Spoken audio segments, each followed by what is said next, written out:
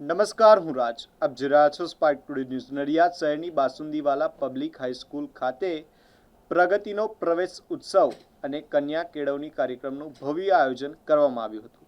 નગર પ્રાથમિક શાળા નંબર 16, નગર પ્રાથમિક શાળા number 8, Santram girls municipal high school તેમજ બાસુંદીવાલા પબ્લિક હાઈસ્કૂલના સંયુક્ત ઉપક્રમે આ કાર્યક્રમ યોજાયો હતો. કાર્યક્રમમાં નડિયાદના ધારાસભ્ય પંકજભાઈ દેસાઈ મુખ્ય અતિથિ તરીકે ઉપસ્થિત રહ્યા હતા. ઉપરાંત જિલ્લા શિક્ષણાધિકારી કે.એચ. રાવલ, ખેડા જિલ્લા એજ્યુકેશન સોસાયટીના ચેરમેન બિપિનભાઈ શાહ સહિત અનેક મહાનુભાવો હાજર રહ્યા હતા. કાર્યક્રમની શરૂઆત દીપ પ્રાગટ્ય અને પ્રાર્થનાથી કરવામાં આવી હતી.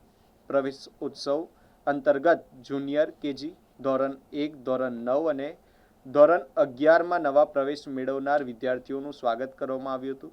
મહાનુભાવોના હસ્તે વિદ્યાર્થીઓને શૈક્ષણિક કીટનું પણ વિતરણ કરવામાં આવ્યું હતું. આ પ્રસંગે શાળાના તેજસ્વી વિદ્યાર્થીઓનું સન્માન કરવામાં આવ્યું હતું. સાથે જ માર્ગ સલામતી અંગે જાગૃતિ લાવવા વિદ્યાર્થીઓ, શિક્ષકો અને મહાનુભાવોને વાહન વ્યવહારના નિયમોનું પાલન કરવા શપથ લેવડાવવામાં આવી હતી. કાર્યક્રમના અંતે રાષ્ટ્રગીત બાદ વૃક્ષારોપણનું આયોજન કરવામાં આવ્યું હતું, જેમાં મહાનુભાવોએ વૃક્ષો વાવી પર્યાવરણ સંરક્ષણનો સંદેશ આપ્યો હતો.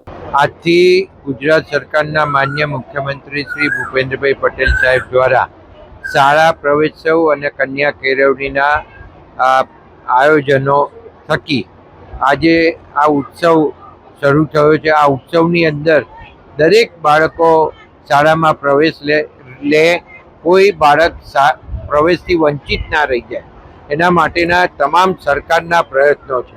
અને સરકારના જે પ્રયત્નો છે એની સાથે સાથે વાલીઓ પણ પોતે ધ્યાન રાખી અને પોતાનું બાળક જો 5મા ધોરણમાં હોય તો બાલવાટિકામાં અને 6ઠ્ઠા ધોરણમાં હોય તો પહેલા ધોરણની અંદર એના પ્રવેશ જે અપાવવાના છે એ પ્રવેશ અપાવવા માટે જાય અને પ્રવેશ કરાવડાવે અને 100% લોકો ભણતર માટે શપથ લે અને વિશેષ કરીને પોતાના જે મા બાપો છે એના છોકરાઓની ચિંતા કરી અને આ શાળા પ્રવેશોત્સવના કાર્યક્રમની અંદર સંપૂર્ણપણે ભાગ લે એવી આ તબક્કે વિનંતી.